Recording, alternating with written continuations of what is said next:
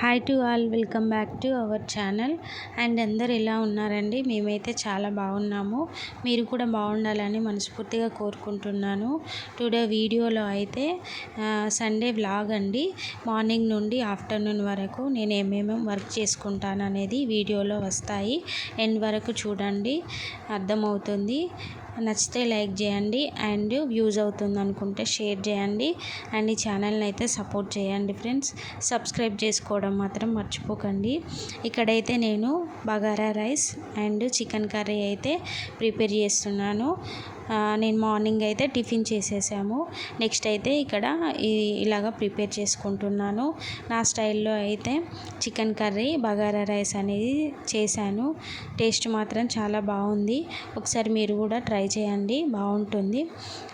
ఇక్కడైతే నేను కర్రీ కోసం అయితే ఫస్ట్ ఆయిల్ వేసుకొని నెక్స్ట్ పచ్చిమిర్చి ఆనియన్స్ వేసుకొని అలాగా అవి కొంచెం ఫ్రై అయిన తర్వాత అల్లం వెల్లుల్లి పేస్ట్ వేసుకొని కొంచెం అయితే దాన్ని కలుపుకోవాలి. కొంచెం పచ్చివాసన పోయేంత వరకు కలుపుకున్న తర్వాత నెక్స్ట్ ఇక్కడ వచ్చేసి పసుపు వేయాలి.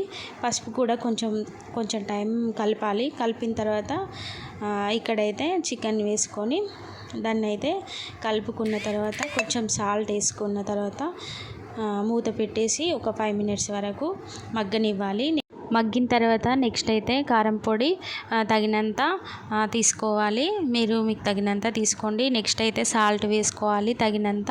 నెక్స్ట్ ధనియా పౌడర్ వేసుకోవాలి.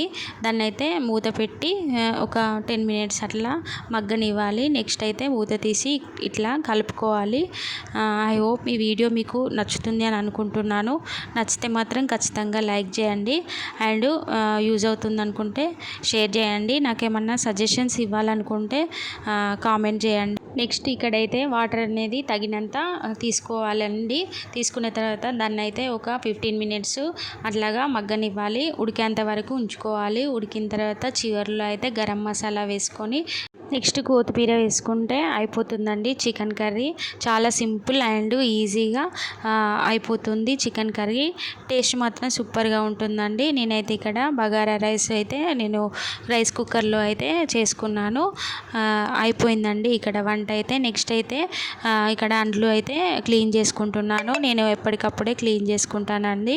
ఎందుకంటే పిల్లలతోటి అస్సలు అవ్వదు. టైం కుదిరినప్పుడే ఏదో ఒక పని చేసుకుంటూనే ఉంటాను.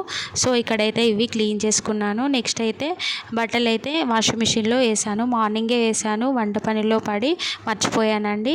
సో ఇక్కడైతే వాషింగ్ మిషన్ నుండి బట్టలు తీసి పైన వేసాను. ఈ వీడియో ఇంతే అండి. నచ్చితే లైక్ చేయండి. Thank you for watching.